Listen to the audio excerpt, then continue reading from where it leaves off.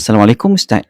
Saya nak tanya, anak saya ni sering minta pi kubur abah dia. Kadang-kadang selang sehari minta pergi lagi. Memang masa arwah suami ada, dia manja sangat dengan abah dia. Lalu kalau saya kata, "Dik, kita pergi hari Khamis, Jumaat bagus pi kubur abah." Dia cakap, "Tapi adik rindu abah." Yang saya nak tanya, bolehkah saya tunaikan apa yang anak saya minta pergi kubur abah dia tanpa kira hari apa?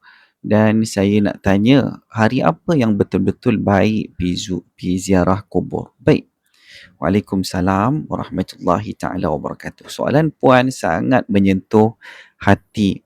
Ini tanda kasih anak kepada ayahnya yang masih lagi kuat, dan itu perkara yang baik jika dibimbing dengan betul.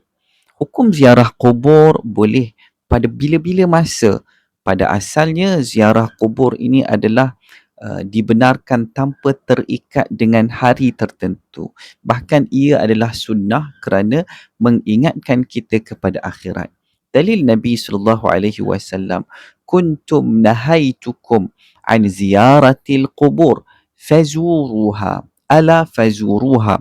Dahulu aku melarang kamu untuk ziarah kubur ini, maka sekarang ziarahlah. Hadis riwayat Muslim. Jadi puan sangat boleh bawa anak ziarah kubur ayahnya walaupun bukan hari Khamis ataupun hari Jumaat. Tidak ada larangan untuk pergi hari lain. Yang keduanya, adakah hari tertentu lebih baik?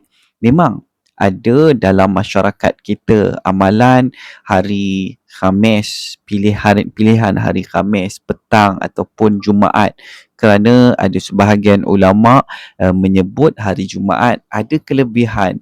Orang ramai lapang masa pada masa itu, mudah untuk berkumpul dan berdoa. Namun perlu difahami, tiada dalil sahih yang menetapkan hanya hari tertentu sahaja untuk ziarah kubur. Maka semua hari adalah harus, dan yang penting adalah tujuan ziarah itu. Yang ketiga, situasi anak puan sangat difahami. Apa yang anak puan rasa itu adalah rindu, kehilangan, ikatan emosi yang kuat dengan ayah dia. Dalam keadaan itu, tidak salah puan tunaikan permintaan dia. Bahkan itu dibolehkan untuk menenangkan emosi anak, mengajar dia berdoa untuk ayah, membentuk kasih sayang kepada ibu bapa walaupun sudah meninggal. Yang keempat adalah cara yang terbaik puan bimbing anak. Apabila pergi ke kubur, puan boleh ajar anak bagi salam, "Assalamualaikum ya ahlad diyar."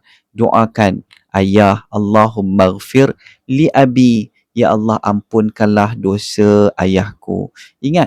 Ingatkan bahawa abah dah di alam barzakh. Kita doa supaya Allah bahagiakan abah di sana, supaya ziarah itu bukan sekadar ikut perasaan rindu, tetapi jadi ibadah. Yang kelima, perkara penting untuk dijaga, jangan terlalu kerap sampai memudaratkan emosi anak. Elakkan meratap ataupun menangis berlebihan.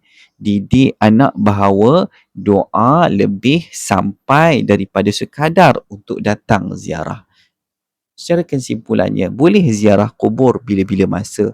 Tidak ada hari khusus yang wajib. Boleh ikut permintaan anak. Itu satu bentuk kasih sayang kita kepada ayah. Yang penting, isi ziarah dengan doa dan ingatan akhirat.